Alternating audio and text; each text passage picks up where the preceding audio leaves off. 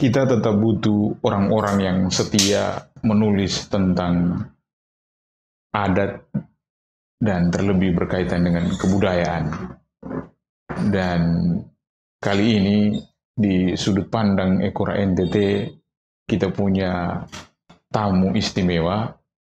Saya boleh bilang ini seorang budayawan, ia seorang guru, kepala sekolah yang jauh-jauh datang dari Pulau Adonara, Kabupaten Flores Timur. Kami ajak ngobrol di siniar sudut pandang Ekora NTT. Kita akan bicara banyak berkaitan dengan kebudayaan, berkaitan dengan adat istiadat. Dan sebelum kita ngobrol banyak hal tentang ini, kita mungkin perlu menyapa terlebih dahulu Bapak Mikael Borobebe. Selamat datang di Ekora NTT. Selamat datang, selamat sore untuk Ekora NTT. Terima kasih. Apa kabar Bapak? Kabar baik, kabar sehat. Dalam perjalanan yang melelahkan tapi demi kepentingan publik, ya kita berusaha hadir. Luar biasa.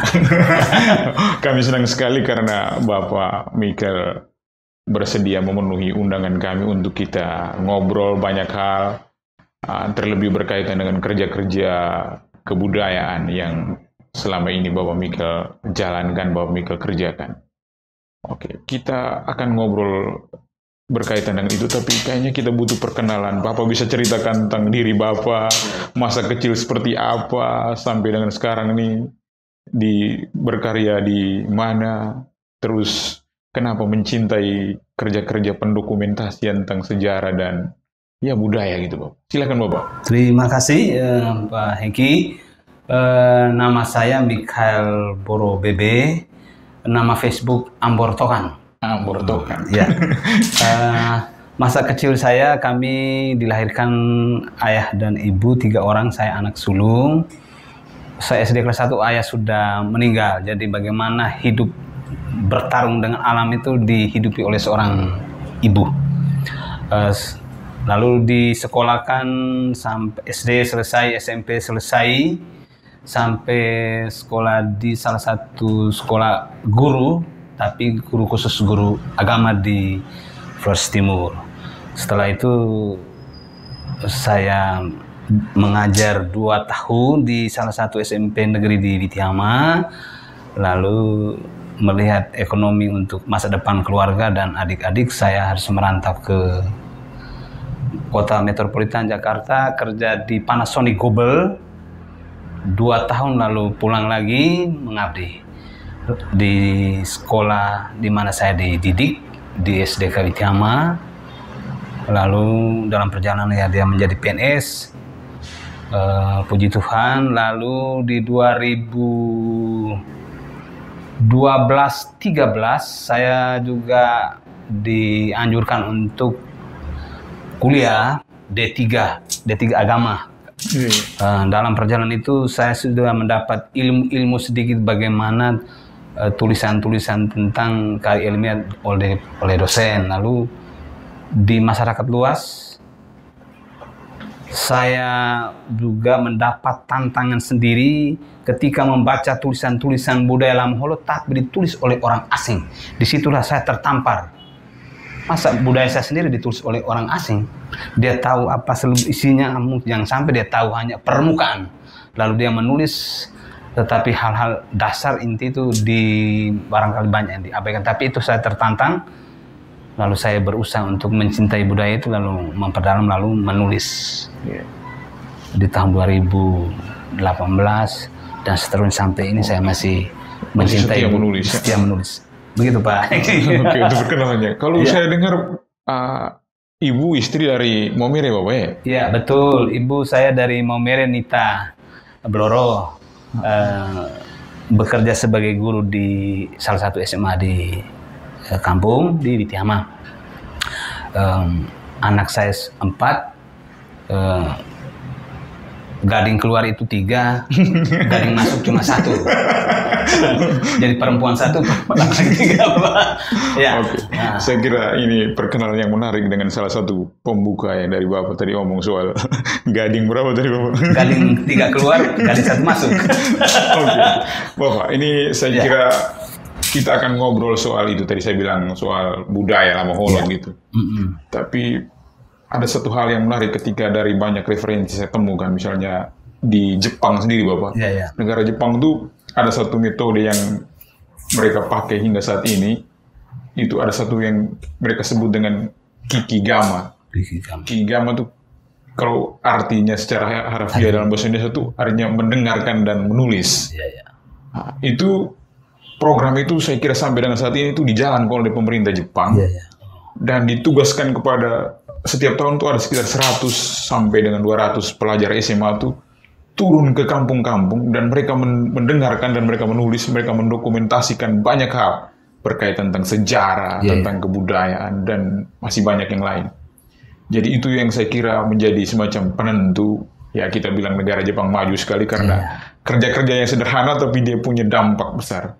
Kalau mungkin terlalu jauh kita tarik mungkin, tadi saya bilang Kikigama, kalau kita di Lam Holot, di Kabupaten Flores Timur misalnya, itu dalam budaya Lam Holot ada istilah yang kalau saya keliru mohon dikoreksi, itu ada orang bilang koda kirim dan tutu marin gitu.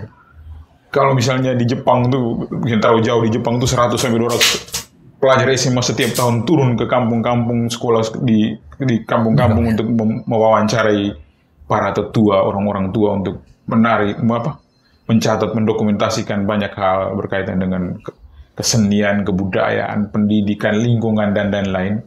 Kalau kita di Lam Holot nih, saya boleh berani bilang bahwa Bapak Mikel jadi mungkin ada toko yang lain juga, tapi salah satu toko yang sampai dengan sekarang setia menulis tentang budaya Lam Holot itu Bapak Mikel gitu. Bapak Mikel, tadi di perkenalan Bapak Mikel bilang masih kecil tuh sudah ditinggalkan ayah dan ibu sendiri yang menghidupi. Terus apakah itu banyak berjumpa dengan hal-hal yang berkaitan dengan ini saya mengalami yang kehilangan terus saya harus menulis tentang budaya Lam Holot sampai dengan penjelasan Bapak tadi bilang kebudayaan saya ditulis oleh orang asing gitu, saya tertampar gitu. Bapak bisa ceritakan pengalaman-pengalaman itu, Bapak? Baik, terima kasih Pak Yengki. Bagaimana kita menarik benang merah dari Jepang lalu masuk ke budaya kita Lam Holot, bahwa di sekitar itu adalah ilmu itu berhamburan. Tinggal bagaimana orang-orang itu menggali, mendalami, menjadi sebuah ilmu yang diberikan atau diulang kepada generasi berikutnya. Tentu ilmu-ilmu yang didapat semacam contoh dari Jepang, kita di Indonesia umumnya juga ada. Secara kebudayaan masing-masing, khusus saya mendalami sedikit tentang budaya Lam Holot, bagaimana mendengar dan menulis ya. Kalau kita mau omong mendengar dan menulis itu dalam bahasa kita di Lam Holot itu tutu koda maring kiri. Nah, tutu koda maring kiri berarti ketika ada penutur pasti ada orang yang menjadi pendengar. Salah satu hasil bagaimana tutu koda itu dituangkan ke dalam istilahnya girek, kenir artinya goresan-goresan yang dalam bentuk simbol, dan itu dilahirkan dalam sebuah motif tenunan. Yang bisa simbol-simbol itulah yang membawa pesan banyak ya. Simbol-simbol itu. Lalu mungkin teknologi ilmu pendidikan masuk, maka kita kenal ada huruf angka, itu. Jadi tapi metode di sana adalah bahwa mesti ada yang menjadi penutur, ada yang menjadi pendengar. Dan pendengar di sana yang sangat kuat adalah pada saat mereka pada saat selain ritus ada, tapi biasanya mereka minum bersama itu, minum tuak bersama, dan orang yang paling mendengar paling hebat dan dia bisa menjadi saksi dan menjadi penutur kembali adalah orang yang tugasnya menuang tuak gitu, penuang tuak gitu. Dan itu dia mendengar dari siapa saja yang saat itu mereka berduduk bersama itu ya. Itu bisa contoh ritus adat apa misalnya? Banyak ritus. Salah satunya bagaimana mereka ritus ekologi ya. menghargai alam sekitar. Jadi misalnya mereka mau membuka lahan pasti ada ritusnya. Maka ritus pertama harus meneguk tuak, ya. Tuak itu simbol juga sebuah perjuangan yang luar biasa dengan resiko nyawa karena harus naik ke atas, iris turun, bagaimana dia airnya ditetes begitu sedikit demi sedikit sampai tampungannya berat, dan itu simbol kehidupan dan itu mewakili darah daging seorang perempuan, ibu. Maka digunakanlah air tuak putih jernih, ya. Siapa yang menghasilkan itu? Manusia hanya ini. Jadi tuak itulah ketika mereka misalnya membuka lahan, maka izinlah kepada pemilik yang tak kelihatan dan pemilik tanah itu, siapa yang punya lahan itu atau kebun itu, maka melalui ritus meneguk tuak dengan minum, diminum. Jadi sebelum diminum dia menumpahkan sedikit ke tanah sementara menyampaikan mantra atau doa koda itu. Iya. Koda-koda itulah yang disampaikan, yang lahir dari dalam hati, sebuah permohonan penyertaan dan syukur dalam proses pengerjaan buka lahan itu. Kira-kira itu semangat yang dimiliki untuk spirit yang dimiliki oleh leluhur, bahwa mesti diberikan, dipersembahkan kepada yang tak kelihatan dan yang kelihatan. Oke Bapak, kalau boleh tahu nih, karena kita omong soal budaya Lamaholo dan Bapak Michael ini salah satu sosok yang kita tadi bilang setia mendokumentasikan, mendengarkan dan menulis itu. Kalau sampai dengan saat sekarang itu sudah berapa buku tentang budaya Lamaholo yang Bapak tulis, dan kapan mulai menulis itu Bapak? Menulis tentang budaya Lamaholo ya, itu semua? Saya mulai menulis tangan di kertas-kertas itu 2010, tulis manual. Jadi saya tulis, saya baca, ini bahasa Indonesia baik, secara bahasa Indonesia benar atau tidak. Kalau saya rasa baca kurang bagus, saya mulai buang bagus ini. Jadi tulis itu ya kalau kehitung kertas itu bering-bering itu. Iya. Tapi saya menggunakan kertas-kertas kerja yang dari sekolah anak-anak itu, jadi saya tulis.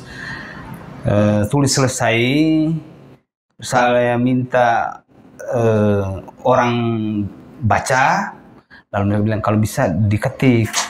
Saya ini ketik juga, mesin ketik biasa bisa, tapi kalau sudah lihat komputer saya belum. Ini saya sewa orang untuk ketik selesai. Saya minta pertama itu yang bisa membantu saya waktu itu Pak Bernard Tukan, yang saya tahu bisa menulis di media-media, Romo almarhum Frans Amanuen. Saya minta mereka membaca, lalu sudah agak serasa agak final menurut saya, diketik selesai, diedit, mereka itu baca lalu disempurnakan. Saya bawa ke Ledelero, bertemu dengan Pater Kierkegaard. Waktu itu, ya, dengan ketidaktahuan saya bagaimana cara menerbitkan buku, bagaimana semua itu, yang penting saya maju saja. Ke sana Pater Kierkegaard bilang, tidak, ini kasih ke ini pastor satu, pokok orang Lembata, tolong dia baca dulu. Lalu saya ketemu dengan Pater Henrik Bobur. Sang Pater saya bisa bertemu, oh bisa, kita ke kamar. Akhirnya saya punya dokumen itu. 1 bulan kemudian saya bilang, Pater bilang taruh sini. Bulan saya waktu itu sekitar bulan Oktober. Lalu tahun berapa tuh? 2000. Tahun berapa saya lupa ya. Lalu Pater bulan Desember, Pater bel saya, Amas, kalau ke Maumere silakan mampir di Lelero. Lalu Pater bimbing masuk, kami dua saya masuk di kamarnya, saya bilang, ay, kita duduk di mana Pater? Semua yang penuh buku ini. Jadi ya mahasiswa itu pintar, jadi kami dosen juga harus banyak buku baca. Saya bilang, Pater, tapi kita duduk di mana? Geser saja buku itu supaya ini kita duduk di tempat tidur atau di mana ini, atau di kursi, semua penuh dengan buku. Saya bilang, dosen penuh buku, begini kita yang per hari ini. Nah, jadi Pater membantu saya mulai halaman pertama sampai halaman terakhir itu dengan Pater menulis catatan kaki itu. Pulang itu saya bilang, mati saya ini, saya kira sudah bagus, ternyata ini masih banyak salah. Akhirnya saya lepas 1 tahun. Saya bilang, ini. Itu yang ketika mulai awal. Mulai awal itu. Akhirnya saya pulang ke waktu itu masih filial di Malang, STPR-nya itu waktu itu IP Malang, jadi saya minta Pak Vicky Lemba. Akhirnya urus untuk terbitnya pakai lembaga di sana. Akhirnya, tapi waktu Pak Vicky lagi sementara ambil S2 di Jakarta. Tapi itu buku judulnya apa, Bapak? Buku judulnya Bau Lolon, Ritus Sentral Adat Budaya Lama Holot. Itu bicara tentang ritus apa, Bapak? Itu ritus tentang upacara-upacara mulai menanam, memetik, membuka lahan, itu semua perkawinan, kematian. Juga ada di dalam Bau Lolon dengan menggunakan ritus sebagai ritus sentral itu, karena Lama Holot ritus sentralnya mesti dengan adat Bau Lolon itu ya. Jadi Bau Lolon itu menuangkan, ditumpahkan airnya ke tanah, ibu pertiwi lebih dulu mencicipi, koda itu yang dia membumbung naik ke atas untuk yang didengar di atas. Jadi ketika kita omong itu, itulah suara kita pasti didengar oleh yang di atas. Itulah judul pertama yang saya beri judul, lalu dicetak.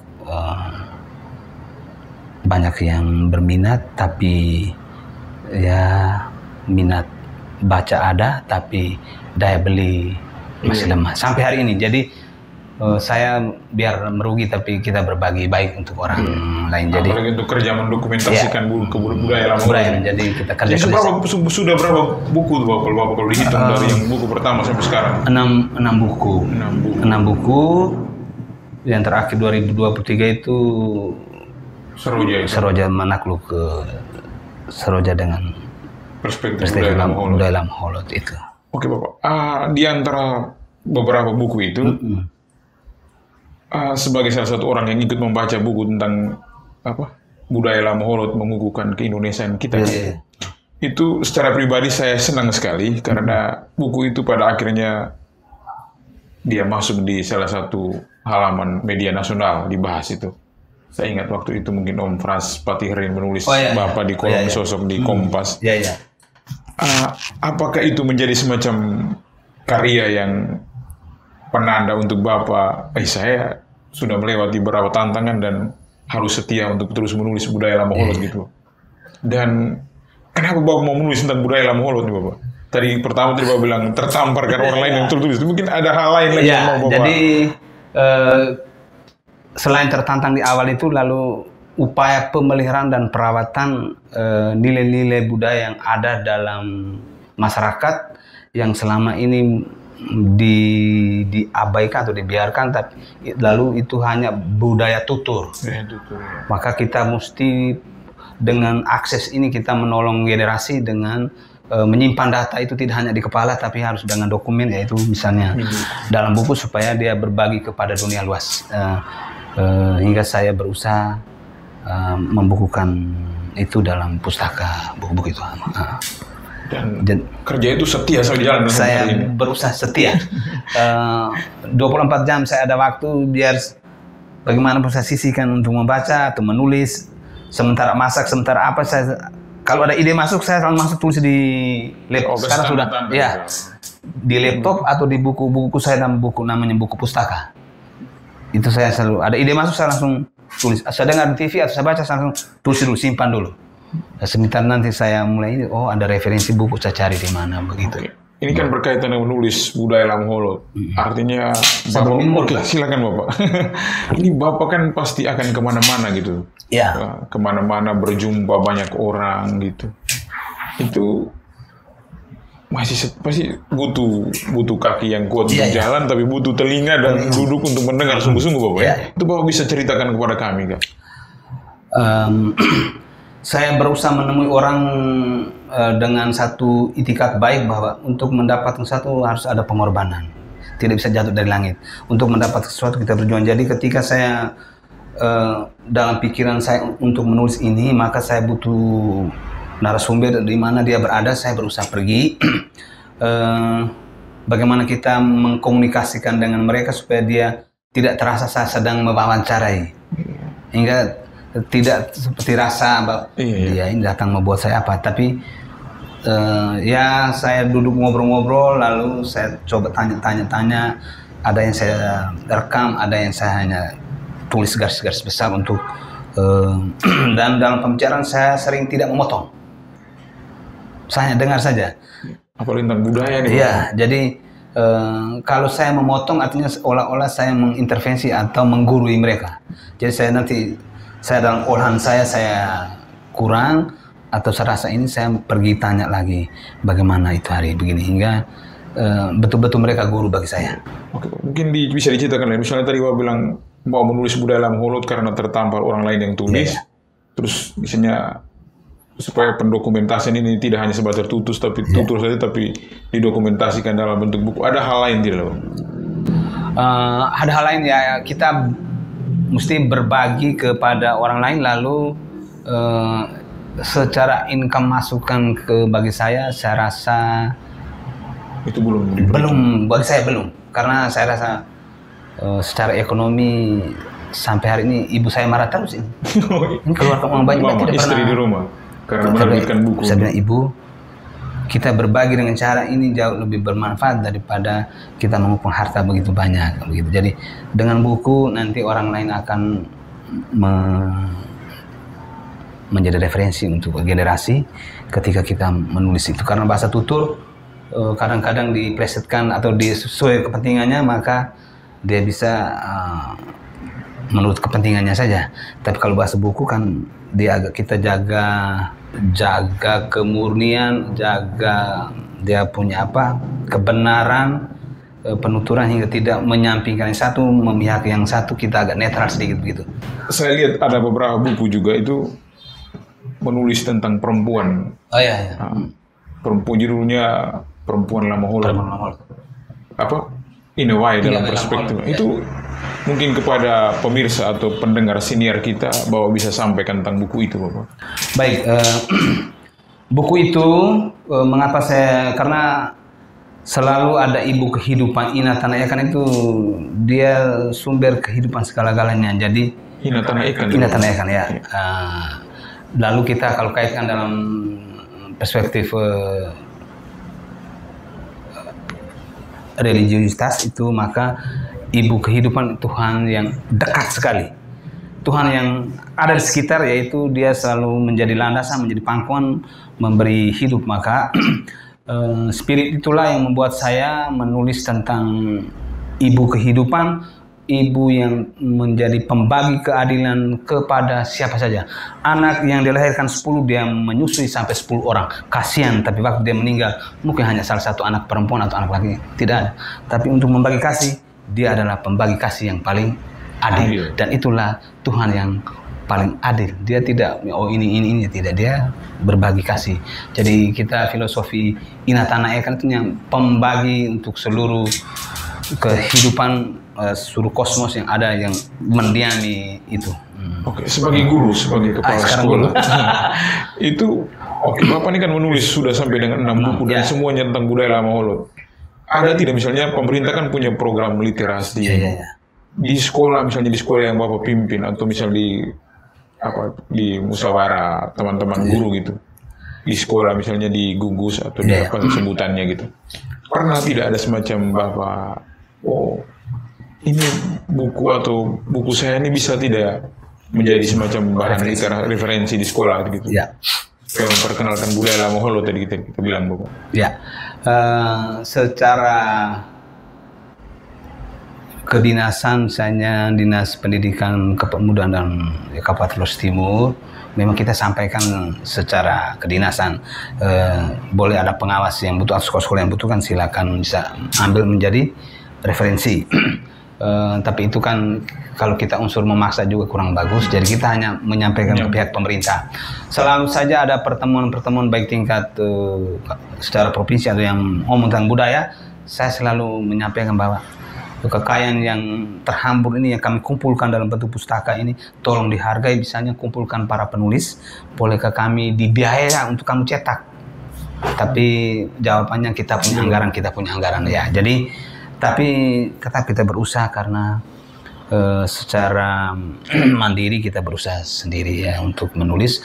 Di tingkat sekolah saya bagi kepada para pengawas yang punya kekuasaan untuk membagi ke sekolah-sekolah binaan mereka untuk bisa menjadi referensi, maka banyak sekolah yang ambil menjadi referensi. Apalagi Mulok yang sekarang tanggal 28 Mei ini akan di launching oleh Pak Bupati, itu juga banyak referensi yang ambil dari buku saya ya. Oleh saya juga termasuk menjadi narasumber penulis di dalam materi Mulok untuk tingkat SD dan SMP. Ini tadi kita bilang sebagai seorang yang setia mendengarkan dan menulis tentang budaya Lama Holot. Artinya Bapak sudah sampai dengan 6 buku dan semuanya tentang budaya Lama Holot. Tapi saya perhatikan, saya lihat juga Bapak ini banyak juga menjadi narasumber untuk para peneliti, dari luar negeri, dari Amerika atau misalnya dari mana-mana. Saya kira banyak mahasiswa juga datang gitu. Itu mereka meneliti tentang budaya Lama Holot tuh. Dan apa yang Bapak sampaikan kepada mereka tentang budaya Lama Holot? Sesuai dengan kebutuhan mereka, apa yang diteliti tentang kebudayaan, saya memberikan masukan atau pengetahuan yang saya miliki, dibagikan kepada mahasiswa ataupun dosen atau penulis lain, atau anak-anak sekolah tingkat SMA. Mereka selalu datang untuk mendapat pengetahuan tentang budaya itu. Saya berusaha membagi untuk mereka karena barangkali itu sebuah pekerjaan secara akademik di tingkat perguruan tinggi yang mereka juga harus miliki, maka saya berusaha membagi kepada mereka. Tapi saya juga tentu terus belajar kepada para narasumber ya. Saya terus belajar, bukan berarti saya menulis berhenti, tidak. Saya tetap pergi menanya atau tetap membaca, itu menjadi kebutuhan. Ada satu buku Bapak saya kira yang menarik juga, bahwa tahun 2021 itu di Flores Timur, terlebih di Arunara tuh kita dihantam badai Seroja itu. Dan peristiwa tragis itu kemudian Bapak mewawancari banyak pihak, mendengarkan kemana-mana, dan Bapak menulis badai Seroja dalam perspektif budaya Lama Holot. Itu isi buku itu kira-kira membahas tentang apa? Atau misalnya adakah hal yang dilanggar berkaitan dengan ekologi atau lingkungan alam, tapi dalam perspektif budaya Lama Holot Bapak tulis seperti itu? Atau bisa diceritakan lah Bapak itu? Setiap daerah punya kearifan, dan orang Lama Holot, etnis Lama Holot mempunyai kearifan terhadap ekologi.